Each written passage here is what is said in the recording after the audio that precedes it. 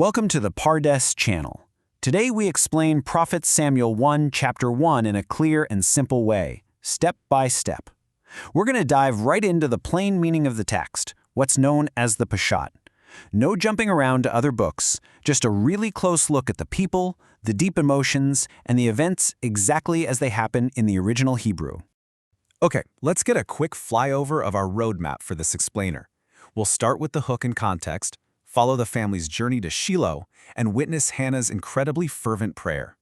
After that, we'll cover the birth and dedication, clarify a few key concepts, and wrap up with some life lessons and a quick recap. Let's get into it. Section 1. Hook and story context. We're picking things up right at verses 1 and 2. The text drops us straight into the hill country of Ephraim, introducing us to a man named Elkanah. Now the text gives us his whole family tree. He's the son of Jeroham, son of Elihu, son of Tohu, son of Zuph. In the ancient world, laying out a genealogy like this is the text's way of telling us, hey, this guy's important. He's got deep roots and solid standing in the community. But the absolute most crucial detail, verse 2 tells us he has two wives, Hannah and Peninnah. And right here is where our main conflict hits. The text is totally blunt. Peninnah had children, but Hannah had no children. You have to remember, back in this culture, a woman's entire status and security were wrapped up in having kids, especially heirs. So you've got Peninnah with a house full of kids and Hannah dealing with the agonizing pain of being barren. It's a massive, heartbreaking contrast, and it's the engine driving this entire story. Section 2. The journey to Shiloh. Moving into verses 3 through 8, the whole family hits the road. But this isn't just a casual family vacation. This is a yearly, mandatory trip to Shiloh to sacrifice and worship. It's a total pressure cooker. Here's how it plays out step by step. Elkanah does his sacrifices, and then it's time for the feast.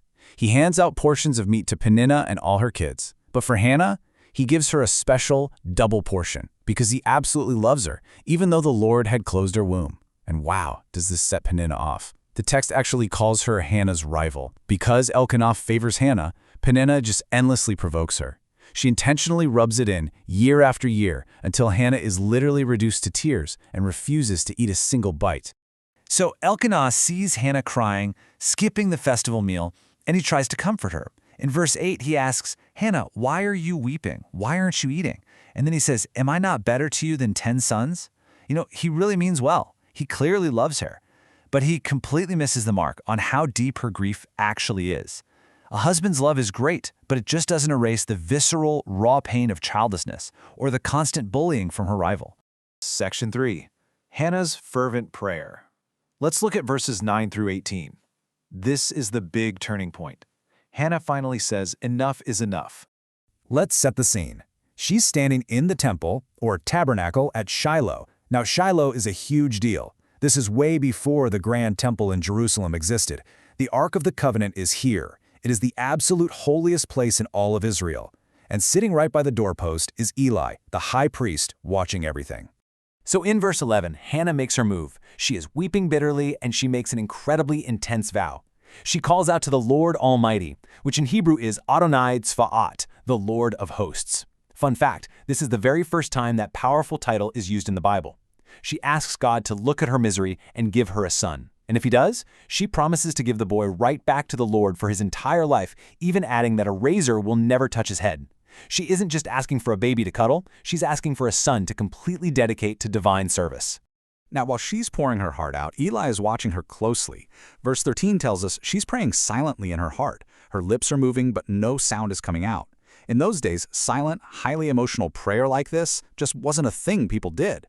So Eli completely misreads the room. He thinks she's drunk from the festival. He literally walks up to her and says, how long are you going to stay drunk? Put away your wine. Talk about kicking someone when they're down, right?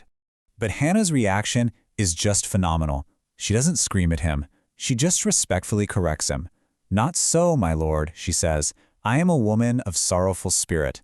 I haven't been drinking. I was pouring out my soul to the Lord.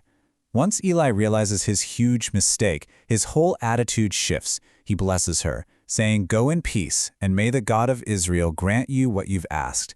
And get this, she leaves, eats something, and her face is no longer sad.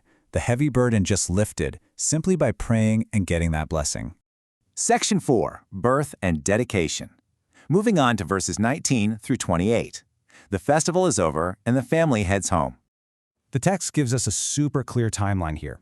Early the next morning, they worship one last time and walk back to Ramah. Then, the amazing happens. Verse 19 says, Elkanah lay with Hannah, and the Lord remembered her. She conceives and has a baby boy. Now, when the next annual Shiloh trip comes up, Hannah says, nope, I'm staying home. She tells Elkanah she's waiting until the boy is fully weaned. And remember, in the ancient Near East, weaning could take 2 or 3 years. She vows that once he's ready, she'll take him to the Lord and he will stay there forever. And Elkanah fully supports her. And the name she gives him is so perfect, Samuel. The text specifically tells us why, because I asked the Lord for him. In Hebrew, Samuel comes from Shammah, meaning heard, and El, meaning God. It literally sounds like heard of God. Imagine that. Every single time she calls her kid in for dinner, she is speaking a living testimony that God heard her tears in Shiloh. Fast forward a few years. The boy is weaned, and it's time to keep that massive promise. She doesn't just quietly drop him off. She brings a huge offering. The text lists a 3-year-old bull, an ephah of flour, which is a massive amount, like over 20 liters, and a skin of wine. They slaughter the bull, showing just how solemn and official this lifelong dedication is. They bring the young boy straight to Eli. Hannah walks right up and basically says, hey, remember me? I'm the woman who stood right here crying and praying. She connects the dots for him. And then, in verses 27 and 28, she fulfills her vow with these beautiful, heartbreaking words. I prayed for this child, and the Lord has granted me what I asked of him. So now I give him to the Lord. For his whole life he will be given over to the Lord. And just like that, the chapter ends with the boy worshiping right there. Section 5. Key concepts clarified. Let's take a quick breather and really think about the plain meaning of what we just read. Think about how intensely strict her promise was. Back then, kids were everything. They were your workforce, your retirement plan, your legacy. By saying no razor would touch his head and giving him up for his entire life, she was handing him over to work in the tabernacle. Samuel isn't going to grow up playing in the fields of Ramah. He's going to grow up sleeping near the ark in Shiloh, learning to be a priest. For a mother who waited so incredibly long for a baby, this is a sacrifice that is almost impossible to wrap your head around. And let's look at this before and after. It's wild how sincere prayer completely flipped her emotional state, way before she even got pregnant. Before praying, she is weeping bitterly, starving herself, and just utterly crushed in spirit. But after she pours it all out and Eli blesses her, she isn't sad anymore. She gets up, eats, and finds peace. Her physical situation hadn't changed yet. She was still barren in that exact moment. But emotionally and spiritually, she was completely transformed. Section 6. Life Lessons and Recap. To wrap up, let's pull out some everyday takeaways from Hannah's story, because this ancient text is surprisingly relevant. From just the plain reading, we get 4 huge lessons. First, the power of honest prayer. You don't need fancy words, just pour out exactly how you feel. Second, handling misunderstandings with grace. When Eli wrongly accused her of being drunk, she didn't get defensive or angry, she stayed calm and told the truth. Third, keeping your promises. When God delivered, she actually followed through on an unimaginably hard vow. And fourth, trusting divine timing. She waited years in misery, but eventually, the time was right. So here is our Chapter 1 recap. We went from deep family tension and bitter tears in the hills of Ephraim to a desperate vow in Shiloh. And it all culminated in a miraculous birth and a mother's selfless dedication of the child she always wanted, giving him right back to God. I'll leave you with this.